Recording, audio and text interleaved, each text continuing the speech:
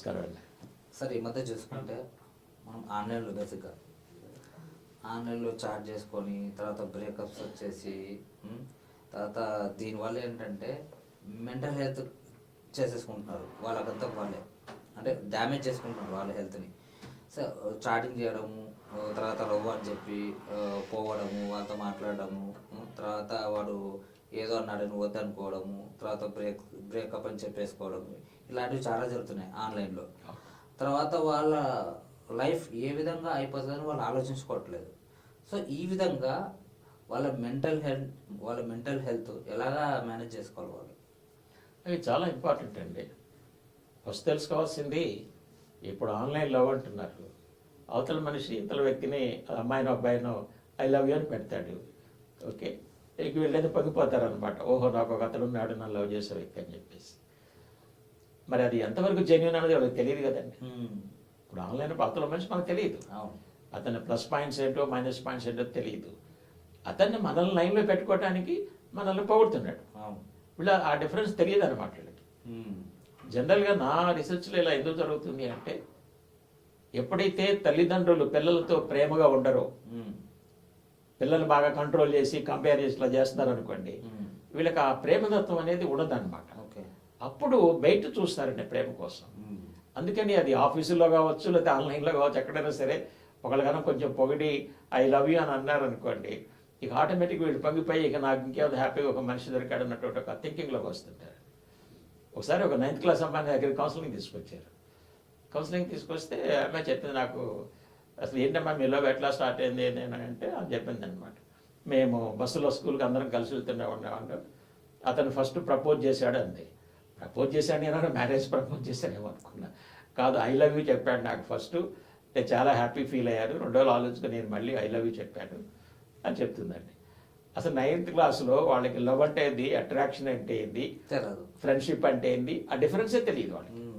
ఆ డిఫరెన్స్ తెలియకుండా, ఎందుకంటే ఇది సినిమాల ఇన్ఫ్లుయెన్స్ కూడా చాలా ఉంటుందండి దీని మీద.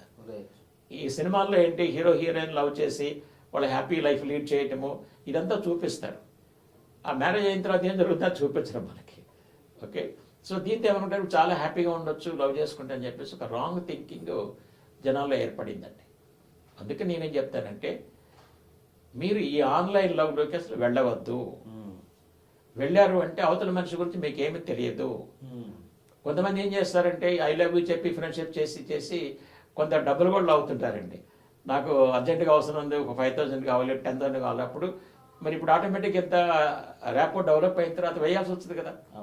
వేయకపోతే బ్రేకప్ అవుద్దని మళ్ళీ అదొకటి పెట్టుకొని ఈ విధంగా మనీ కొంతమందిలో అవుతుంటారండి. అందుకని తెలియని వ్యక్తులతోటి ఈ ఫ్రెండ్షిప్లు కానీ లవ్ కానీ అట్రాక్షన్కి కానీ గురి కావద్దు. గురి అయ్యామంటే బాగా ఫ్రెండ్షిప్ డెవలప్ అయిన తర్వాత ఏమవుతుందంటే, వాళ్ళ గురించిన ఆలోచనలన్నీ బ్రెయిన్లో బాగా స్ట్రాంగ్గా తయారవుతాయండి. అతను కనుక ఒక స్టేజ్లో బ్రేకప్ చెప్పాడు అనుకోండి, అప్పుడు వీళ్ళు తట్టుకోలేరు అనమాట. ఎందుకంటే అది ఇక్కడి నుంచి కంటిన్యూ అవ్వదు కదా.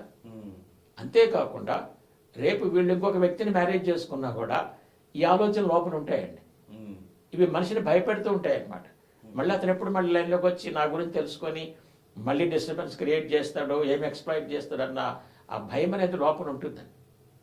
అందుకని ఈ తాత్కాలిక ఆనందానికి, తాత్కాలిక సుఖాలకి యూత్ వెళ్ళకూడదండి. దీనికి పేరెంటల్ గైడెన్స్ కూడా కావాలి అండి. ఏమనంటే, ఈ విధంగా ఆన్లైన్లో ఈ విధంగా రకరకాల ఫ్రాడ్స్ జరుగుతున్నాయి, లవ్ పేరు మీద కానీ లేకపోతే వేరే విషయాల మీద కానీ జరుగుతున్నాయి. మనం వీటిలోకి వెళ్ళకూడదు. మీకు కావాలంటే మీరు స్టడీస్ పూర్తి అయిన తర్వాత మీ ఇష్టం వచ్చిన లవ్ చేయండి. మీ ఆఫీస్లో లవ్ చేస్తారు, కాలేజీలో మీ ఇష్టం, చాయిస్ ఇవ్వచ్చు. Because person is there in front of you. మనం అనలైజ్ చేసుకోవచ్చు వాళ్ళని. ఎవరో తెలియని వ్యక్తులు, ఎక్కడో ఉన్న వ్యక్తిని మనం కనుక ఈ విధంగా ఊహించుకొని, ఓకే, అడుగులు ముందుకేసి తర్వాత వెనక తీసుకోలేక అనవసరమైనటువంటి మానసిక సమస్యల్లో పడి డిప్రెషన్లోకి వెళ్ళి అనవసరమైన కొంతమంది సూసైడ్ కూడా చేసుకుంటారండి. ఎందుకంటే బయటికి చెప్పలేక సూసైడ్ చేసుకుంటారు. అందుకని ఈ ఆన్లైన్ లవ్లోకి మాత్రం యూత్ని వెళ్లకుండా పేరెంట్స్ చూసుకోవాలి. ఈ స్కూల్స్ కాలేజెస్లో ఎడ్యుకేషన్ ఇవ్వాలండి. ఎందుకంటే ఇవాళ 6th క్లాస్ 7th క్లాస్లోనే ఇన్స్టాగ్రామ్లో మెంబర్షిప్ పెట్టుకొని, ఫేస్బుక్లో మెంబర్షిప్ పెట్టుకొని దాని మీద గంటలు టైం గడుపుతున్నారండి. సో ఈ నష్టం పొంచుందని చెప్పేసి తెలుసుకొని, డేంజర్ పని తెలుసుకొని పేరెంట్స్ తగిన శ్రద్ధ తీసుకోవాలి. టీచర్స్ కూడా బాగా ఎడ్యుకేట్ చేయాలి. అప్పుడే మనం ఈ సమస్యను కొంచెం సాల్వ్ చేయగలం.